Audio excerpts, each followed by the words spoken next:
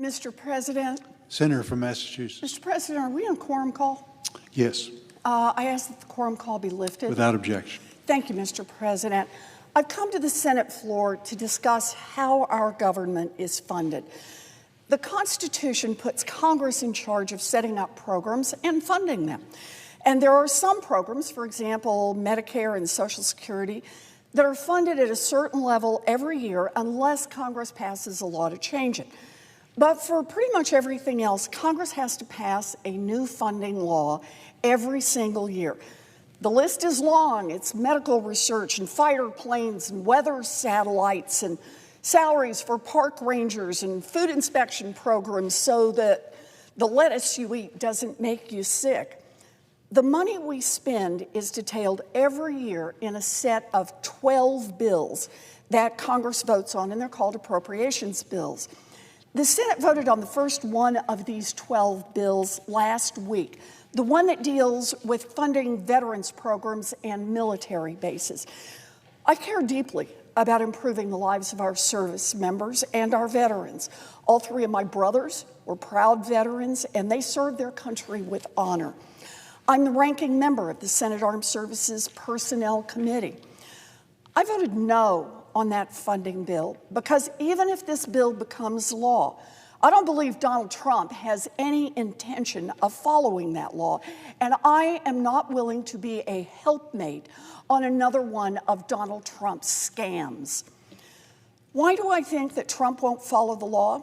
Well, consider his administration's track record over the past 6 months on congressional spending laws.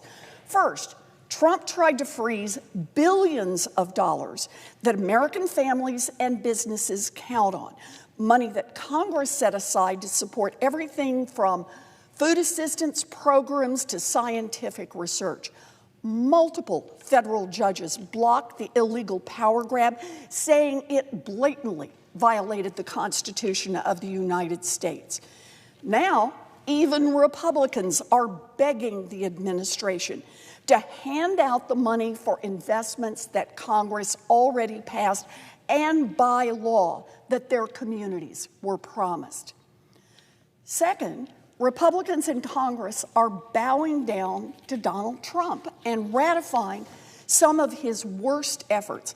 They are using an obscure piece of federal law to zero out federal funding after it was approved by both Republicans and Democrats in Congress. This process is called rescission, and it only requires 50 Republican votes to do Donald Trump's bidding. And if that wasn't bad enough, Trump is already plotting to use a shady loophole to defund even more programs, demanding cuts so late in the year that Congress doesn't have time to do anything about it. The director of Donald Trump's Office of Budget and Management, Russ Vought, has already said that the loophole is, quote, on the table. Now let's be clear about what's happening here. Step one, Congress negotiates a compromise that both Republicans and Democrats support, and it's signed into law. Step two, Trump tells Republicans what parts of that deal that he wants to cancel. Step three, Republicans in the Senate bend the knee and follow Trump's orders to cancel the money. But wait, there is more. Apparently, step four is Republicans turn around and with a straight face ask Democrats to negotiate more deals for the next year's funding, starting the whole rinse and repeat process again, beginning with this bill to fund veterans services. Are you kidding me? Do we really look that gullible? Why should Democrats come to the table and negotiate in good faith and throw our support behind a quote-unquote bipartisan bill only for Republicans to turn around after the deal is done and somewhere down the line delete any parts of the deal that Trump doesn't like? That's like Republicans saying, let's cut a deal and that you're going to sell us a car today, and then a month from now, the Republicans come back and steal the wheels.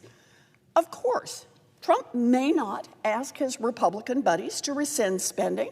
Maybe instead, on his own, he'll just illegally refuse to spend it, the way he's done with $425 billion already this year. Look, our founders didn't give the president the power to decide spending. A king can decide anything he wants, but not a president. Donald Trump wants to be able to wake up and decide to cancel funding for public education, for transportation products, for medical research, for food inspectors, for anything, just because Donald Trump feels like it. And he wants the Republicans in Congress to roll over and let it happen. No checks, no balances. Just Trump playing king and ending the programs that would help the American people. Trump is getting a lot of help from his Republican team. Russ Vought, the head of the Office of Management and Budget, has said the problem in Congress is too much bipartisanship. Too much bipartisanship. In other words, the Trump administration is saying loud and clear, Donald Trump makes all the decisions. They don't need and they don't want Democrats. At the very same time, the Republicans need Democratic votes for these funding bills because the Senate rules clearly require 60 votes for them to pass, and there are only 53 Republicans in the Senate.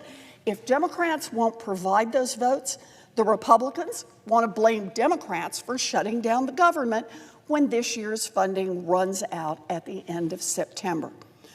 On the other hand, if Republicans really want Democratic votes for these funding bills, then they should ask us, what's it going to take to win Democratic support? Not just what programs we want to fund or what the level of funding should be. Not that when the promises themselves won't be worth the paper they are printed on. No, Democrats should tell Republicans that if they want our votes, then they're going to have to guarantee that the deal we strike actually means something. I get it. Democrats and Republicans have different priorities. Here in the Senate, Republicans just voted to end health care for 17 million Americans and to drive up health insurance costs for millions more. Republicans have just voted to give billionaires huge tax cuts. Democrats are willing to make a deal, but our deal is about bringing down costs for families, including the cost of health care, of groceries, and of housing. If Republicans want to make a deal, then let's make a deal, but only if Republicans include an agreement that they won't take back that deal a few weeks later. Congress is a co-equal branch of government. We swore an oath to the Constitution, not to a king. I'm asking my Republican colleagues to grow a spine and stand up for Americans instead of bowing down to their pretend king. And I'm asking my Democratic colleagues to join me in using the power we have to fight back. Mr. President, I yield the floor.